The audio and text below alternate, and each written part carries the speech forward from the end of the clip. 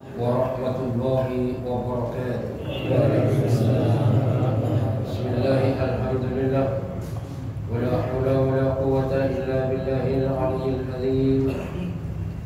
Asyhadu an la ilaha illallah wahdahu la syarika lah. Wa asyhadu anna Muhammadan abduhu wa rasuluhu la nabiyya ba'da.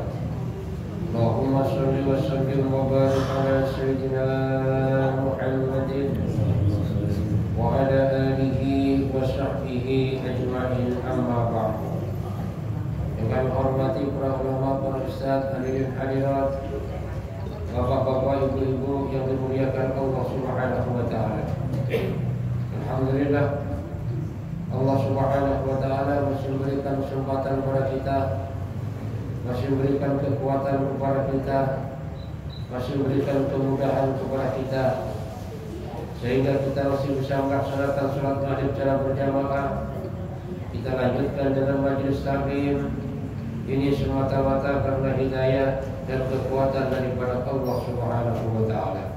Maka mudah-mudahan seluruh ibadah yang dilakukan diterima oleh Allah Subhanahu wa taala, menjadi sebab dosa kita diampuni oleh Allah, menjadi sebab dosa orang tua kita, mertua kita, keluarga kita, penduduk kita, orang kampung kita, bahkan umat seluruh alam diampuni oleh Allah, menjadi sebab selamat daripada neraka dan masuk surga tanpa dihisab oleh Allah Subhanahu wa taala. Kita lanjutkan kajian kita. Bismillahirrahmanirrahim. Qala rahimahullah, wa yuqalu lil walidaini alal waladi ashrad huquqin. Bahwasanya hak yang harus ditunaikan oleh anak terhadap orang tuanya yaitu ada 10. Bagaimana 10 hal ini ditunaikan oleh anaknya sebagai hak kepada kedua orang tuanya? Ahaduha, yang pertama yang harus ditunaikan oleh seorang anak kepada kedua orang tuanya, annahu idza ihtaja ahaduhuma ila ta'ami at'amahu. Apabila kedua orang tua ini memerlukan makanan, maka seorang anak harus ngasih makan. Ini kewajiban seorang anak yang harus ditunaikan kepada orang tuanya. Jadi apabila orang tua ini menginginkan daripada makanan, maka anak harus menunaikan. Kenapa?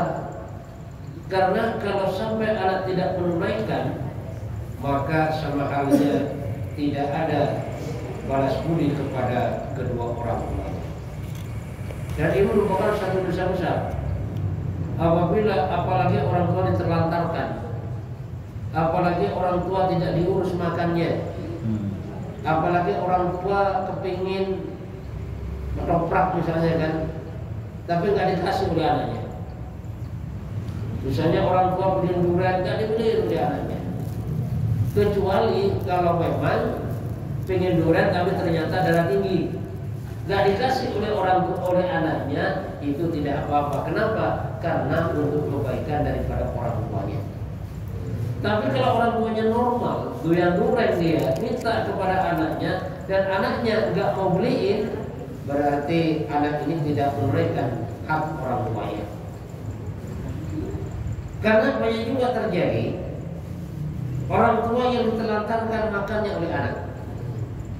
Maka ada kisah nyata, seorang nenek-nenek yang sudah umur sekitar 70 tahun.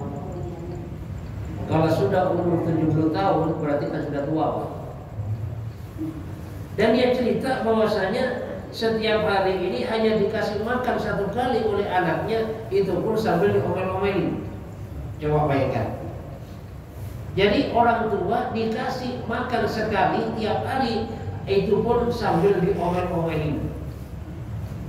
Tega banget ini anak. Bahkan kalau misalnya dikasih uang oleh tetangganya, diambil pun sama ibunya. Dikasih makan sama tetangganya, diambil juga, bahkan sambil diomel-omelin. Maka kalau ada anak yang semacam itu, berarti sama halnya tidak menunaikan kewajibannya kepada orang tua. Nah, kalau sudah tidak menunaikan kewajibannya kepada orang tua, lalu mau jadi apa ini anak? Karena balasannya, Pak, orang yang tidak baik kepada orang tuanya cepat di dunia, apalagi di akhirat. Tapi kalau seorang anak itu menunaikan apa yang diperlukan orang tuanya, dia baik kepada orang tuanya, maka kebaikannya itu dibalas dunia pun sudah kelihatan, apalagi di akhiratnya Allah Subhanahu wa taala. Ini termasuk apa itu anak yang berbakti kepada orang tua, yaitu apabila orang tua ini ingin makanan, maka harus diberikan daripada makannya. Bahkan Pak, kalau misalnya kita nggak punya makanan hanya untuk anak-anak saja, sedangkan orang tua kita lapar, orang tua kita butuh makanan, maka makanan tadi kita kasihkan kepada orang tua, biarkan kita dan anak-anak lapar. Cuman yang terjadi bahkan kadang-kadang beda.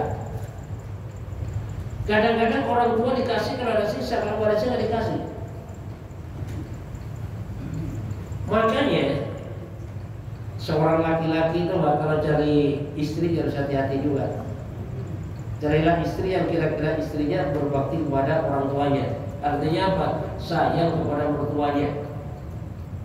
Kenapa? Karena kalau sampai seorang istri nggak sayang kepada mertuanya, ini repot urusan, Pak.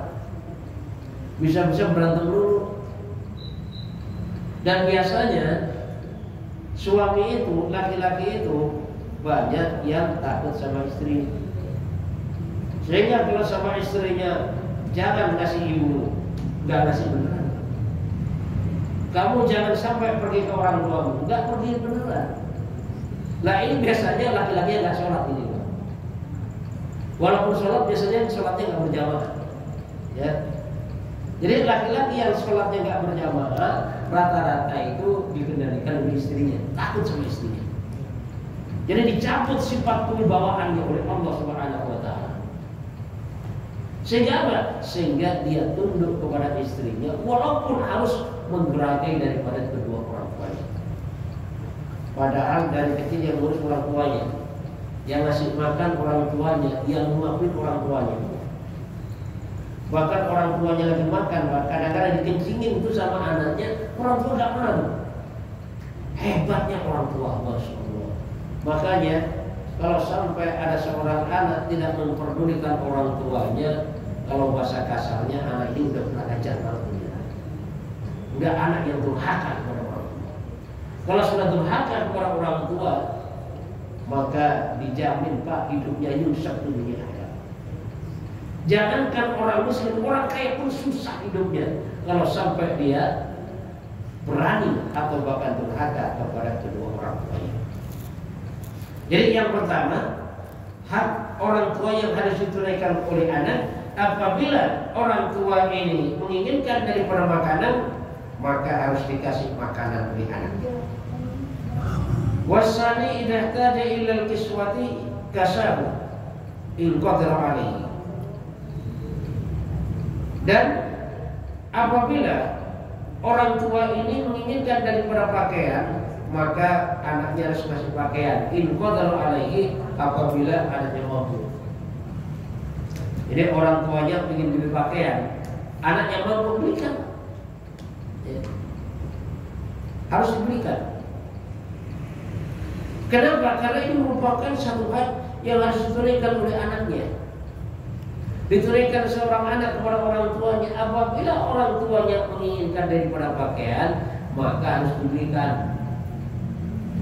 Karena kita dulu, waktu kita kecil, kalau kita ingin pakaian, nangis kita kan kadang-kadang. Orang tua kagak punya duit, utang demi anaknya. Apalagi mau lebaran, orang tua bingung, Pak, mikirin pakaian untuk anaknya. Dia mikir bagaimana nih kalau sampai anak saya gak pakai baju baru, kasihan anak saya. Sehingga banyak orang tua yang rela dia tidak membeli baju baru demi untuk anaknya. Lah makanya giliran orang tua sudah tua dan kita mampu membelikan pakaian, apabila orang tua menginginkan pakaian, maka kita pun harus memberikan pakaian itu. Kenapa? Itu merupakan hak yang harus ditunaikan oleh anaknya kepada orang tua.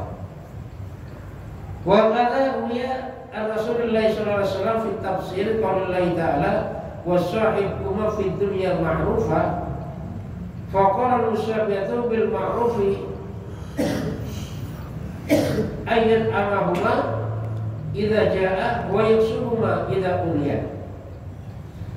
Dan makanya sebagaimana diriwayatkan dari Rasulullah SAW tafsirnya ayat wasahibukum fid dunya ma'rufa, maka tafsirnya di sini adalah bagaimana ya memperlakukan orang tuanya dengan baik. Ini artinya adalah memberikan makanan apabila orang tua menghendaki makanan, orang tua sedang lapar, dan memberikan pakaian di saat orang tua ini memerlukan daripada pakaian. Artinya di saat orang tuanya tidak berpakaian, wajib bagi seorang anak untuk memberikan yang namanya makanan dan juga memberikan daripada yang namanya pakaian. Ya. Nah kalau orang tuanya jauh bagaimana? Kalau orang tuanya jauh, kan sekarang beda dengan zaman dulu. Kalau sekarang walaupun di kampung pojok sana Pak, tinggal pencet HP udah terkirim Pak, ya kan? Mau ngirim 1 juta, tinggal pencet HP doang, udah terkirim tuh. Itu zaman sekarang. Beda dengan zaman dulu, Pak. Zaman dulu kan kirim surat, kadang-kadang berhari-hari, berbulan-bulan, kadang-kadang nggak nyampe juga. Apalagi ngirim duit, nitip duit kan? Yang namanya nitip duit nambah nggak Pak? Kurang iya pasti. Jadi sangat beda dengan zaman sekarang.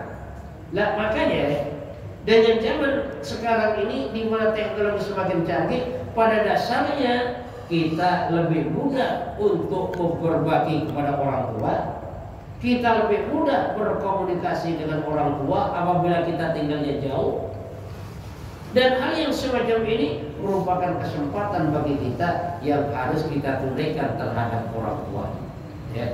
Jadi yang dimaksud berbuat baik kepada orang tuanya tadi, yaitu memberi makan apabila orang tuanya lapar dan memberi pakaian apabila orang tuanya ini memerlukan daripada yang namanya pakaian. Ini yang kedua yang harus ditunaikan oleh seorang anak kepada kedua orang tuanya. Wasalisu idza taja ahaduhuma ila khidmatihi khadama. Dan ketika apabila orang tua ini, salah satu daripada orang tua memerlukan pelayanan daripada anaknya, maka anaknya pun harus melayaninya. Ya. Jadi kalau misalnya ada salah satu dari orang tua, baik bapak kita maupun ibu kita memerlukan pelayanan, kita harus melayani. Apalagi orang tua sudah tua, ya, memerlukan pelayanan harus melayani. Apa maunya orang tua kita harus kita layani, karena itu merupakan satu hak daripada orang tua yang harus ditunaikan oleh anaknya. Ya. Misalnya orang tuanya sudah nggak bisa jalan, orang tuanya bikin berjemur, diangkat Pak untuk berjemur. Atau bahkan kalau sekarang ada kursi roda, didorong dengan kursi roda. Jadi pelayanan kepada orang tua. Kenapa? Karena dulu kita itu dilayani oleh orang tua, diurus lah. Berarti melayani ini sama dengan urus. Dulu anak diurus oleh orang tua, sekarang anak harus urus orang tua. Cuman yang terjadi kadang-kadang satu ibu bisa ngurus 10 anak. Apalagi zaman dulu Pak, banyak yang seorang ibu yang meninggal suaminya, dia punya 10 anak dan ibunya gak punya kerjaan tetap, tinggalnya di kampung. Tapi ternyata satu ibu ini bisa mengurus daripada 10 anak. Bahkan anaknya sudah jadi sarjana semuanya. Anaknya sudah ada yang jadi pejabat. Anaknya sudah ada yang jadi pengusaha. Jadi satu ibu bisa mengurus daripada 10 anak. Cuman kadang-kadang yang terjadi 10 anak gak bisa ngurus satu ibu. Coba bayangkan. Jadi 10 anak gak bisa ngurus satu ibu. Sehingga kadang-kadang orang tuanya, ibunya atau bapaknya diterlantarkan. Atau bahkan yang kejam lagi, Pak, ibunya ditaruh di panti jompo. Diurusin di panti jompo. Padahal anaknya kaya. Kalau misalnya nyewa pembantu bisa itu anaknya bayar. Cuman kata mantunya, ibu jangan di sini risih saya, kata istrinya. Lalu taruh di mana? Udahlah ibu tambah aja panti jompo. Suaminya ngikutin kata istrinya. Sehingga apa? Seorang ibu yang melahirkan, seorang ibu yang merawat, seorang ibu yang mendidik, seorang ibu yang menyekolahkan sampai jadi orang berhasil, ternyata disingkirkan ke panti jompo. Apa ada yang semacam ini? Ada, Pak. Bahkan kalau kita mau jalan-jalan ke panti jompo, ternyata yang ada di panti jompo itu bukan orang-orang miskin sebenarnya. Banyak anaknya termasuk orang-orang yang beruang. Banyak anaknya yang sebenarnya orang-orang yang mampu untuk merawat ibunya. Cuman apa? Cuman tidak ada kemauan untuk merawat ibunya. Sehingga apa? Sehingga ibunya atau bapaknya dititipkan di panti jompo. Nanti kalau sudah meninggal baru dia nangis dia. Gitu. Ya. Jadi kalau sudah kedengaran bahwasanya bapaknya meninggal, ibunya meninggal, baru dia nangis, Pak. Nangis. Ibu kenapa tinggalin saya? Padahal waktu ibunya saya nggak mengurus. Giliran ibunya sudah meninggal baru nangis. Gak tahu ini air matanya air mata buaya atau apa gitu. Nah akhirnya kalau kita masih punya orang tua, ada kesempatan, Pak. Kita kesempatan. Kalau memang kita nggak mau mengurus langsung karena kita jauh, maka paling nggak ya nafkahnya jangan sampai kita terlantarkan. Kita punya duit kita kirim ke orang tua.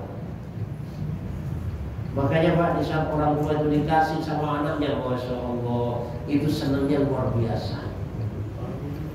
Atau bahkan kalau memang berani, Pak. Jadi misalnya kita punya gaji 10 juta, kalau berani, kita tinggal dengan ibu. Maka gaji 10 juta tadi pas gajian langsung kita kasihkan ke ibu. Bu, ini gaji sebulan saya, Bu. Pokoknya terserah ibu mau ngambil saya berapa saja terserah. Nanti sisa ibu baru untuk saya dan anak-anak serta istri saya. Wah, kalau ada orang Pak bisa seperti itu hebat, Pak. Itu orang hebat kalau seperti itu. Jadi kalau sampai dia berani, Bu ini Bu gaji saya Bu 10 juta Bu, 1 bulan nih. Saya serahkan ke ibu, silakan ibu ambil berapapun silakan. Nanti sisanya untuk saya dan keluarga saya. Kalau sampai ada anak yang seperti itu Pak, nangis tuh orang tua. Nangisnya orang tua itu bisa menggetarkan daripada arasnya Allah Subhanahu wa Ta'ala. Saat itu orang tuanya doa kepada Allah dikabulkan langsung untuk anaknya. Dan yang jelas, kalau ibu Pak Islam seperti itu, nggak akan diambil semuanya Pak, nggak akan diambil separuh ibunya. Paling-paling udah nak, ini ibu ngambil 100.000 saja, ini untuk kamu dan keluargamu, urus yang benar keluargamu. Nggak akan lebih banyak itu orang tua. Cuman kebahagiaan orang tua sampai akhirnya menangis, itulah yang bisa menggoncang daripada aras Allah Subhanahu wa Ta'ala. Cuman yang bisa begini Pak, itu belum tentu 1001. Yang ada apa? Yang ada ibunya dikasih sisa. Kita harus berbanyak istighfar kepada Allah. Kita harus banyak tobat, banyak minta maaf kepada ibu. Kita harus banyak beristighfar untuk ibu kita, untuk orang tua kita. Kenapa? Karena pada dasarnya kita itu masih belum bisa untuk merawat dan berbalas budi kepada kedua orang tua kita. Apalagi Pak, air susu yang telah kita minum tidak akan terbalas sampai kapanpun. Sehingga kita sudah bisa membalas daripada kebaikan orang tua, sudah bisa berkhidmat kepada orang tua, berbalas budi kepada orang tua. Apabila orang tua kita menjadi budak belian hamba sahaya, kemudian kita merdekakan, kita merdekakan, maka saat itulah terbalas daripada budi orang tua kepada kita. Tapi sekarang kan udah nggak ada perbudakan. Artinya apa?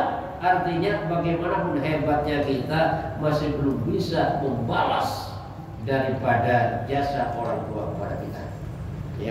Ya makanya minimal kita usaha. Walaupun misalnya sisa-sisa lain mampunya itu kan, mampunya ngasih 100.000, kita kasih. Oh, ini untuk ibu, ini untuk mak dan sebagainya. Itu bentuk khidmat kita, pelayanan kita kepada orang tua kita, terutama ibu kita, ya, bapak kita juga. Lalu kalau sudah meninggal bagaimana? Perbanyak doa apa? Minimal Fatihah setiap habis sholat. Untuk siapa? Untuk orang tua kita yang sudah meninggal. Kita mintakan ampun kepada Allah Subhanahu wa taala. Juga kita perbanyak istighfar. Rabbighfirli wa liwalidayya warhamhuma kama rabbayani shaghira. Perbanyak istighfar seperti itu. Agar supaya apa? Agar supaya orang tua kita diampuni oleh Allah Subhanahu wa taala. Kenapa? Karena orang tua kita, Pak, dulu sering meninggalkan sholat gara-gara anaknya. Orang tua kita kadang-kadang gak ngaji. Kenapa? Karena cari nafkah Pak untuk kita, Pak. Kadang-kadang orang tua kita makan pun gak sempat. Kenapa? Karena harus kerja keras untuk mendapatkan upah. Atau bahkan kadang-kadang dimarah-marahin sama bosnya. Yang dagang kadang-kadang dimarahin oleh pelanggannya dan lain sebagainya. Itu semuanya terjadi karena demi kita sebagai anak. Orang tua gak minta balas budi daripada anak, tapi anak harus dan wajib untuk membalas kepada orang tua. Makanya sehebat apapun kita gak akan mampu membalas kebaikan daripada orang tua. Makanya kita harus belajar bagaimana kita melayani orang tua semampu kita, dan jangan sampai kita mempunyai perasaan yang bukan-bukan atau sungguh kepada orang tua dan lain sebagainya. Makanya Pak, perlunya kita ngaji. Ya. Kalau kita ngaji nanti tahu caranya bagaimana berkhidmat kepada orang tua, bagaimana kita bersikap kepada orang tua, bagaimana kita berbicara kepada orang tua. Tapi di saat kita nggak ngaji, maka hal yang semacam itu kita pun nggak akan bisa. Nggak akan bisa. Kenapa? Karena ilmu berkhidmat kepada orang tua, ilmu untuk menghargai orang tua, ilmu bagaimana berbakti kepada orang tua itu ada di pengajian, ada di majelis taklim. Makanya bagaimanapun kita sibuknya, kita belajar duduk majelis taklim. Kita belajar agama yang benar.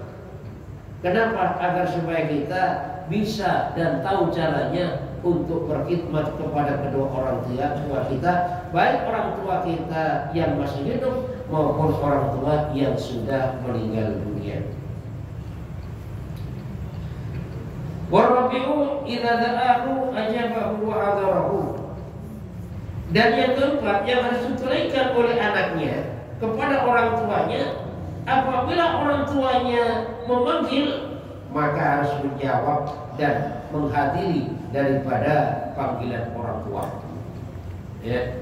Jadi apabila orang tua manggil, jawab. Karena menjawab dari panggilan orang tua itu wajib hukumnya. Bahkan misalnya kita lagi sholat sunat, tiba-tiba ibu kita manggil, wajib kita Pak, apa itu menjawab? kalau kita sholat sunat. Kenapa? Karena memenuhi panggilan daripada orang tua adalah wajib. Kecuali kalau sholat wajib, sholat fardu kita dipanggil oleh orang tua kita, kita tidak boleh menjawab. Kenapa? Karena itu adalah wajib. Wajib itu. Tidak boleh kita istilahnya menjawab pertanyaan apa itu panggilan orang tua kita. Kenapa? Karena yang nomor satu adalah Allah, kemudian kedua orang tua kita. Kenapa? Karena ada juga Pak, ini suatu kisah ya, namanya Jurayh. Jurayh ini kan seorang pemuda yang memang ahli ibadah. Nah suatu ketika saat Jurayh ini sholat sunat dipanggil oleh ibunya, ternyata Jurayh ini nggak menjawab dan nggak datang kepada panggilan ibunya dikarenakan dalam keadaan sibuk dengan sholat sunatnya. Sampai akhirnya ibunya kesel, atau bahkan kalau bahasa kita ibunya keceplosan omong, yang sampai akhirnya Jurayh ini Pak, ini difitnah menghamili daripada seorang wanita, seorang gadis. Jurayh ini dikepung sama orang kampung, dituduh, dipermalukan di kampung, bahwasanya Jurayh telah menghamili daripada seorang wanita di kampung itu. Maka karena Jurayh ini seorang ahli ibadah, maka dia bilang ini, benar ini aja. Nanti kita buktikan bahwasanya saya tidak menghamili ini istilahnya ini wanita. Nanti kalau sudah lahir ini bayi, kita tanya ini bayi siapa bapak sebenarnya. Makanya setelah perempuan itu melahirkan, ditanya oleh Jurayh Pak, bayi itu langsung ngomong, siapa bapakmu sebenarnya? Ternyata bapak yang sebenarnya adalah pengembala kambing di kampung sebelah.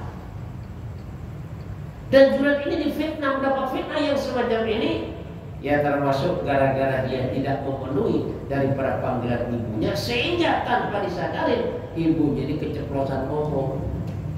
Makanya Pak, kalau orang tua sudah keceplosan omong Pak, Masya Allah ngeri Pak. Kita harus banyak minta maaf, kita harus banyak istighfar. Kenapa? Karena ucapan orang tua itu sangat luar biasa. Nah makanya kita sebagai orang tua Pak, kalau memang marah kepada anak kita menyumpahin anak kita sumpahin yang baik-baik saja. Misalnya kita kesel, mudah-mudahan kamu besok jadi kiai, mudah-mudahan besok kamu jadi orang kaya yang berkah. Kita sumpahin seperti itu. Mudah-mudahan kamu besok jadi pengusaha besar misalnya kan. Mudah-mudahan kamu jadi anak soleh. Kita sumpahin yang baik-baik. Jangan sampai nyumpahin anak itu nyumpahin yang nggak baik. Kenapa? Karena kalau sampai dikabulkan sumpahnya oleh Allah Subhanahu wa Ta'ala dan anak kita nggak baik beneran, maka yang rugi juga kita. Makanya Pak, kita nyumpahin anak itu, Masya Allah, harus yang baik. Dan kadang-kadang orang tua yang nggak sabar dan orang tua kan nggak pernah ngaji, sholat aja enggak, nyumpahin anaknya macam-macam, dasar anak setan. Jadi anaknya dibilang dasar anak setan. Nah kalau itu anak setan berarti ibunya setan loh. Bapaknya juga setan. Cuma nggak sadar orang tuanya, langsung saja nyumpahin dasar anak setan. Nah makanya hal yang semacam ini jangan sampai terjadi. Bagaimanapun marahnya kita kepada anak, diusahakan dikendalikan, ya. Jangan sampai kita ngomong yang macam-macam. Kenapa? Karena kalau sampai kita ngomong yang macam-macam, mengarahkan kepada keburukan, takut-takutnya diijabah oleh Allah sehingga anak kita menjadi anak yang na'udzubillah menjadi. Mudah-mudahan Pak ya, kita sebagai anak, karena walaupun sudah tua, ya, sekarang sudah umur 70 tahun misalnya, tetap saja sebagai anak. Anak dari siapa? Dari orang tuanya. Makanya mudah-mudahan kita sebagai anak kita bisa berbakti kepada orang tua kita. Kalau orang tua kita sudah meninggal, bagaimana caranya kita berbakti kepada orang tua kita? Kita berbanyak doa untuk orang tua kita, sedekah untuk orang tua kita, istighfar untuk orang tua kita, dan sambung tali kerabat daripada kedua orang tua kita. Kalau orang tua kita masih hidup, maka kita usaha semaksimal mungkin bagaimana agar supaya bisa menyenangkan daripada yang namanya hati orang tua. Sehingga kalau orang tua senang, Allah senang kepada kita. Orang tua ridho, Allah ridho kepada kita. Kalau sampai orang tua kesal, Allah pun kesal juga kepada kita. Ya. Dan mudah-mudahan juga anak-anak kita ini dijadikan oleh Allah adalah anak-anak yang soleh, yang berbakti kepada kita sebagai orang tuanya. Amin. Apalagi zaman sekarang Pak, Masya Allah, ini termasuk kondisi anak-anak zaman sekarang sangat memprihatinkan. Akhlak sudah jauh, bahkan tiap hari sudah HP dulu tuh. Ya. Bahkan anak kecil Pak, umur 3 tahun, itu pintar banget itu. Kayaknya kakeknya salah kalau main HP. Udah pintar banget. Lah makanya kadang-kadang pembantu zaman sekarang, ya, jadi nggak repot kayak dulu Pak. Anak nangis kasih aja HP.